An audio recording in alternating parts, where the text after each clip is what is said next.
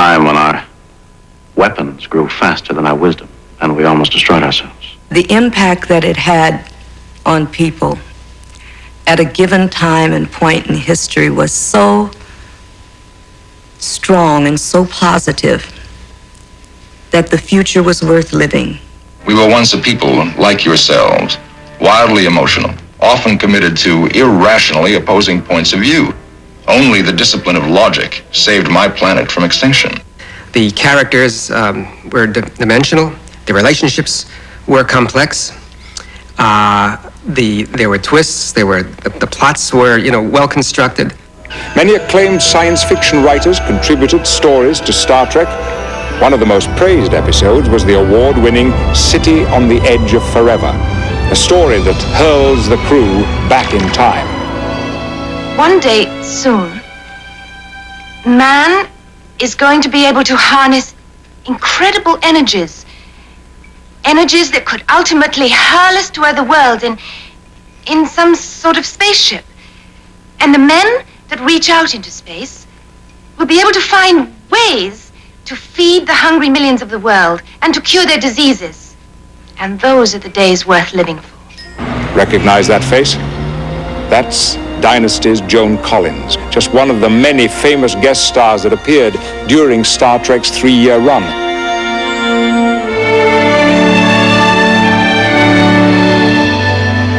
Psychiatry, Captain. My assignment is to study crew reaction in emergency condition.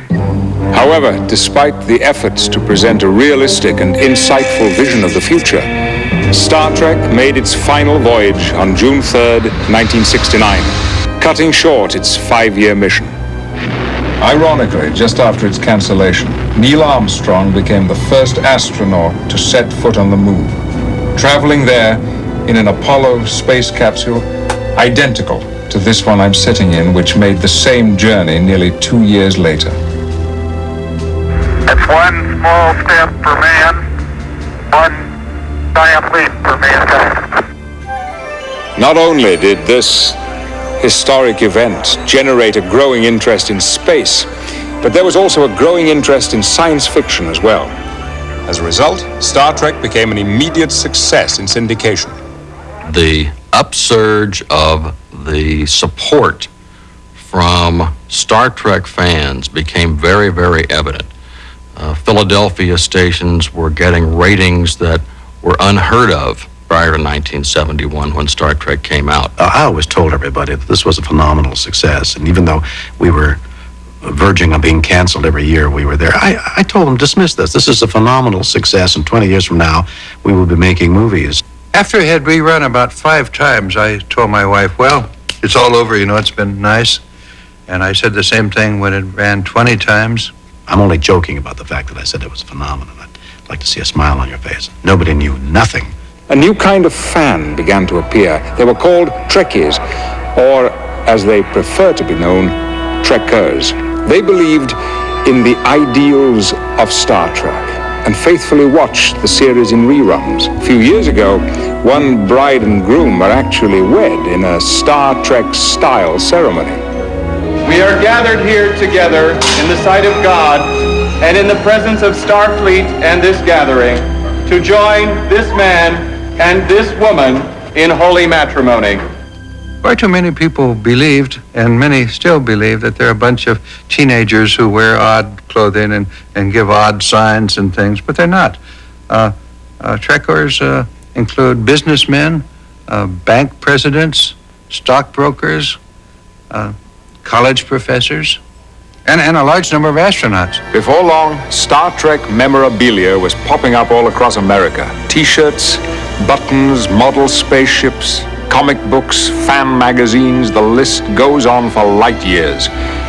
And for many years, fans sent a continuing barrage of letters to the network, urging that Star Trek be brought back, but to no avail. Which brings us up to 1976, when the experimental space shuttle Enterprise, very similar to the one here on display, was launched. Coincidentally, Gene Roddenberry was hoping to launch a new Star Trek movie. The original crew had agreed to return, new scripts were written, and elaborate sets were constructed. Finally, in 1978, Star Trek, the motion picture, went before the cameras. Soon, Star Trek fans would have their wish fulfilled. In 1979, the Voyager 2 satellite was in the process of recording some dramatic photographs of Jupiter. About the same time, a fictitious Voyager 6 was causing trouble for the crew of the Enterprise in the first ever Star Trek feature film. 10 years after the show's cancellation, Gene Roddenberry and the original cast were reunited. It would begin a new era in this science fiction legend. The fans were wild for the idea, and I kind of liked the idea too. I was broke. With our old friends all together again, it was a dizzying feeling. It was a glorious feeling. That, I must say, is one of the days that I will always remember. You see an individual whom you hadn't seen anyway, for the first time, and it was strange. It was déjà vu. I mean, we had been told in the course of the last 3 or 4 years that we were going to do Star Trek again, and each time it fell apart. It didn't materialize. So it's hard not to become jaundiced and cynical about this kind of situation. But there we were. We were really doing it. And I had this almost overwhelming desire to embrace everybody. The first day on the set, when we were all standing there in wardrobe, and Bob Wise, he happened to be standing in the pit, he looked at us and he said, I just really realized, and I didn't until this moment, when you're on the set, I'm standing in the midst of living legends. It was very expensive to make the first Star Trek motion picture, roughly $44 million. To put those numbers in perspective, that's equal to the cost of sending 2 Apollo space missions to the moon. But as expensive as it was to produce, the film has grossed over $175 million. Witnessed a birth, possibly a next step in our evolution. 1982 marked the premiere of Star Trek II, The Wrath of Khan, inspired by a previous episode entitled Space Seed. Ricardo Montalban reprised his role as the evil nemesis, with Kirstie Alley featured as a Vulcan-Romulan hybrid. This time, the producers collaborated with the special effects wizards at George Lucas Industrial Light and Magic. I shall leave you as you left me, buried alive.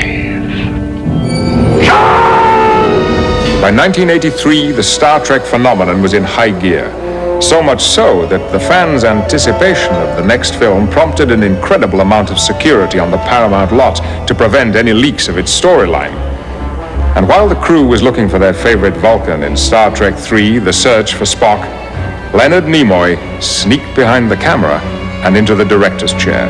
You don't have to lead them to do it. The day that they come back to work together, if you were to gather with them in the makeup department and watch them all getting their makeups on and telling each other stories about what's been happening to them since the last time they made a movie together, you'd find that it's like family coming together again and reporting to each other. So the chemistry is always there. Christopher Lloyd played an evil Klingon determined to destroy Captain Kirk and his crew, and as a result, this movie would mark the end of the Starship Enterprise. May she rest in peace. In 1986, another milestone was achieved, the 20th anniversary of the show's creation. Cutting the cake with Gene Roddenberry is Gene's wife, Majel Barrett, who has appeared in many of the original series' most famous episodes as Nurse Chapel. We all banded together 20 years ago to do something very positive about the future, and here we are in the future still doing it. It's a very logical idea, isn't it? Staying true to the original Star Trek philosophy, an important social issue was raised in Star Trek IV, The Voyage Home.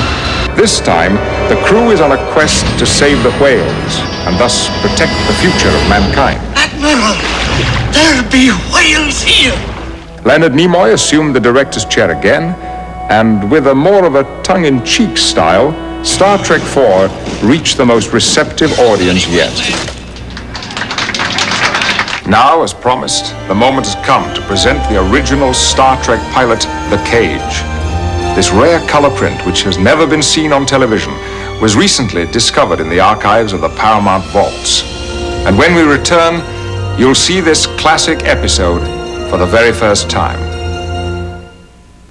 Well, we hope you've enjoyed the original pilot episode of The Cage, which was filmed back in 1965.